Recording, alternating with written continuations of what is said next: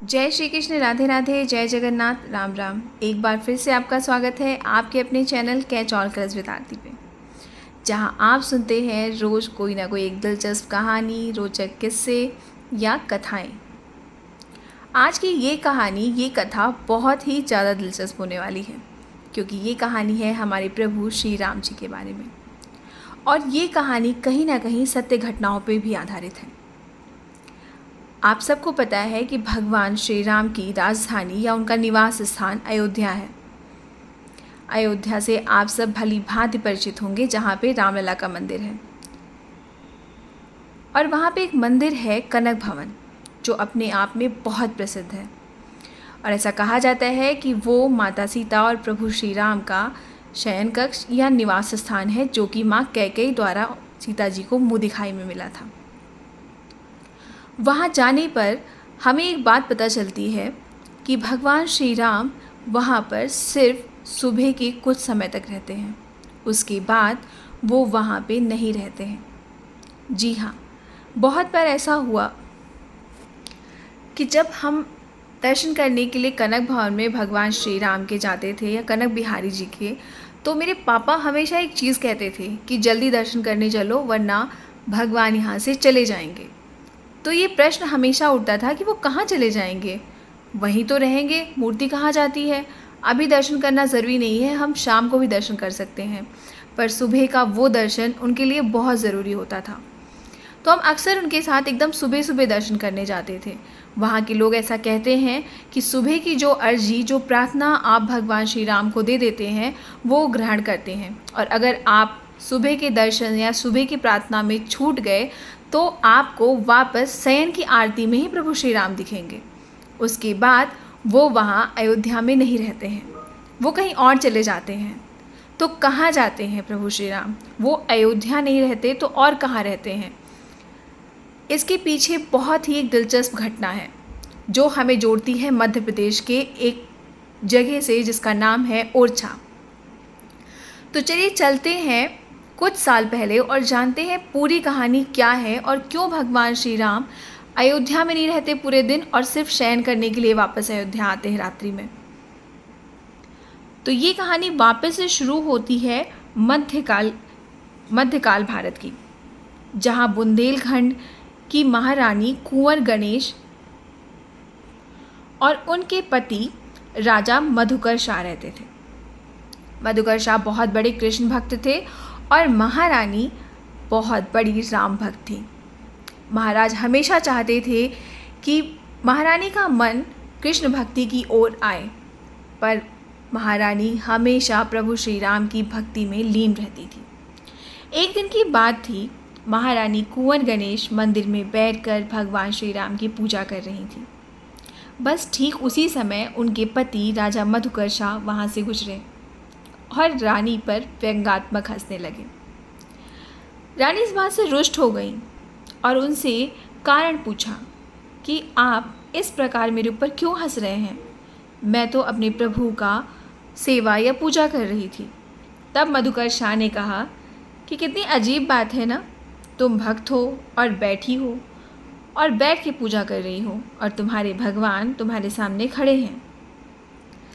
ये बात रानी को हृदय तक आहत कर गई और इस बात पर रानी ने ये मन ही मन ठान लिया कि मैं भगवान की बैठी हुई मूर्ति अब लाऊं, लेकिन मूर्ति लाऊं तो कहाँ से लाऊं? इस बारे में उन्होंने अपने मंत्रिमंडल के सारे सदस्यों और संतगणों से बैठकर विचार विमर्श किया और अंत में उनके पति मधुकर शाह ने ही उन्हें सलाह दी कि क्यों ना राम जी को वहीं से लाया जाए जहाँ पे उनका जन्म हुआ है, अयोध्या से। अब महारानी कुंवर बिना किसी देरी के अयोध्या के लिए रवाना हो गई। उन दिनों अयोध्या या कहीं भी किसी जगह आने जाने के लिए बहुत अच्छे सुगम साधन नहीं हुआ करते थे और वो भक्त थीं, तो अपनी भक्ति में लीन उन्होंने ये फैसला किया कि वो पैदल चलकर यहाँ से अयोध्या जाएंगी, ओरछा से अयोध्या, और अयोध्या से वापस अपने प्रभु, अपने आराध्य को वापस ओरछा लेकर आएंगी और उनका बहुत ही भव्य तरीके से स्वागत करके उनको स्थापित करेंगी अपने महल में, उनके महल में। महारानी कठिन यात्रा के बाद अयोध्या पहुंच गई और अयोध्या में सरयू नदी के किनारे आसन जमा के बैठ गईं। अब शुरू हुआ उनका कठिन तप। उनकी तपस्या शुरू हुई और 7 दिनों तक लगातार चलती रही, भगवान श्री राम के इंतज़ार में कि प्रभु अब दर्शन देंगे और अब आएंगे। लेकिन 7 दिन बीत गए, भगवान श्री राम ने उनको दर्शन नहीं दिए। तब महारानी ने नदी में कूद जाने की ठान ली। उन्होंने अपने उस प्राणों की आहुति देने की ठान ली। उन्होंने सोचा कि भगवान जब मुझसे प्रसन्न नहीं है या मेरे सामने नहीं आ रहे हैं, मुझे दर्शन नहीं दे रहे हैं, तो ऐसे जीवन का क्या फ़ायदा।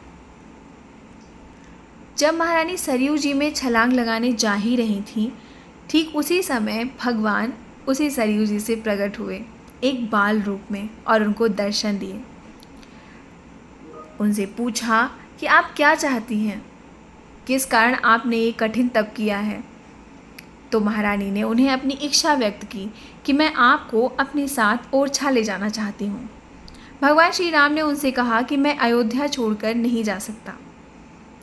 पर महारानी के बार बार अनुनय विनय करने के बाद और उनकी तपस्या से भगवान प्रसन्न थे, तो भगवान ने कहा कि मैं आपके साथ ओरछा चलने के लिए तैयार हूँ, पर मेरी 3 शर्तें होंगी। पहली शर्त ये होगी कि मैं जहाँ जाऊँगा वहाँ का राजा अब मैं ही रहूँगा। दूसरा कि ये यात्रा केवल पैदल होगी, आप किसी भी साधन या रथ का इस्तेमाल नहीं करेंगी, आप मुझे पैदल यहाँ से ओरछा लेकर जाएंगी। और तीसरा, आपने जहाँ भी मुझे बिठा दिया मैं वहाँ से उठूँगा नहीं। अब महारानी ने ये तीनों शर्तें मान ली और भगवान को अपनी गोद में लेकर 8 महीने 28 दिन पैदल चलकर अयोध्या से ओरछा तक का सफ़र तय किया। महारानी के ओरछा आने की खबर पाकर मधुकर शाह ने ओरछा में चतुर्भुज मंदिर बनवाने का आदेश दे दिया। जब महारानी ओरछा पहुंची तो उन्होंने भगवान राम की बाल स्वरूप मूर्ति की स्थापना अपनी रसोई में ही कर दी, ये सोचकर कि जब मंदिर का निर्माण पूर्ण हो जाएगा तो इन्हें वापस मंदिर में स्थापित कर दिया जाएगा। और मेरे प्रभु इतनी लंबी यात्रा करके आए हैं तो ये भूखे होंगे, पहले इन्हें कुछ खिला दूँ।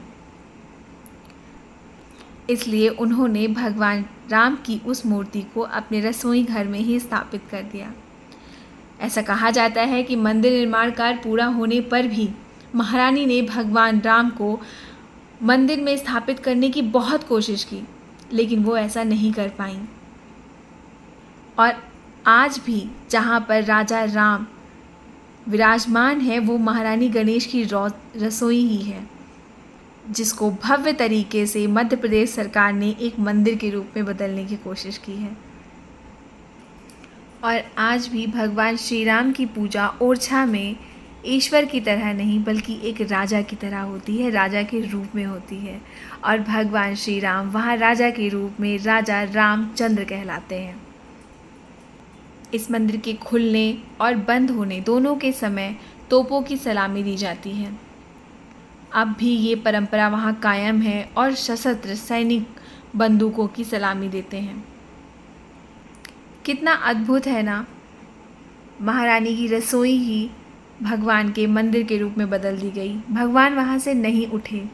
आज भी भगवान श्री राम को वहाँ का राजा कहा जाता है। और मंदिर में एक ऐसा दोहा लिखा है कि राजा राम सरकार के 2 निवास हैं, खास दिवस ओरछा रहत है, रैन अयोध्या वास। भगवान दिन भर ओरछा में रहते हैं पर रात्रि शयन के लिए वो अयोध्या वापस आते हैं और सुबह की आरती और अपने भक्तों को दर्शन देने के बाद वो वापस दिन भर के लिए ओरछा चले जाते हैं। और भगवान श्री राम यहाँ पर राजा के रूप में पूरे दरबार सहित विराजते हैं। लोगों में इस मंदिर की इतनी महिमा और श्रद्धा है कि ओरछा में कोई भी शुभ काम या कार्य शादी हो तो पहला निमंत्रण राजा रामचंद्र जी को ही दिया जाता है। वहाँ उन्हें भगवान राम नहीं राजा राम कहा जाता है ना दिलचस्प कहानी। और आपको पता चला कि भगवान श्री राम का दर्शन करने के लिए अयोध्या में लोग सुबह सुबह ही क्यों निकलते हैं, सुबह सुबह ही क्यों लाइन लग जाती है कनक भवन के उस मंदिर में जहाँ भगवान का निवास स्थान है? क्योंकि भगवान सुबह के दर्शन के बाद अयोध्या में नहीं रहते, वो ओरछा में रहते हैं। ये दोहा कि खास दिवस ओरछा रहत है रैन अयोध्यावास, ये कहीं ना कहीं सही है। और लोगों में ऐसी मान्यता भी है कि भगवान श्री राम राजा रामचंद्र जी के रूप में ओरछा में निवास करते हैं। आपको आज की कहानी कैसी लगी ज़रूर बताइएगा। फिर मिलेंगे ऐसी किसी कथा कहानी और किस्सों के साथ। तब तक के लिए जय श्री कृष्ण, राधे राधे, जय जगन्नाथ, राम राम।